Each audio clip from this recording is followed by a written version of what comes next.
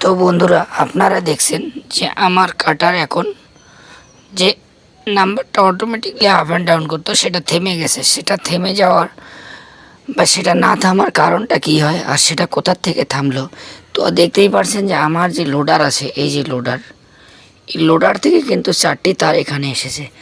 এখানে একটা ছোট্ট ক্যাপাসিটার আছে যার ভোল্টেজ 63 ভোল্টেজ এবং 10 ওহমস।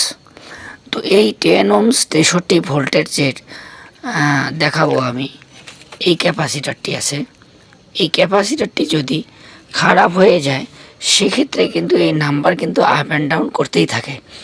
ডাউন খুব কম হয়, বেশিরভাগে আপের দিকে হয়। এখন দেখতে পাচ্ছেন আমার কাটা কীভাবে জিরোতে থেমে রয়েছে। তো বন্ধুরা, আজকে আমি পার্ট 1, পার্ট 2, পার্ট 3তে আপনাদেরকে প্রত্যেকটি 3টি পার্ট করে কাটার সমস্ত কার্যকলাপ দেখিয়ে দিলাম, কিভাবে এই কাটাগুলোর কাজ করবেন। এখন অলরেডি আমার কাজ ওকে হয়েছে। আমি এখন সমস্ত যে এর বাইরের অংশগুলো আছে সেগুলো অ্যাসেম্বল করব। ততক্ষণ পর্যন্ত ধন্যবাদ। আবার দেখা হবে নতুন কোনো ভিডিও নিয়ে। আমার শারীরিক অবস্থা ভালো না হওয়ার কারণে গলাটা একটু আলাদা আলাদা আসতেছে। তো অবশ্যই চ্যানেলটিতে যদি আপনাদের মনে হয় যে শিক্ষণীয় বিষয় কিছু আছে, তো অবশ্যই সাবস্ক্রাইব করে দিতে ভুলবেন না। ধন্যবাদ।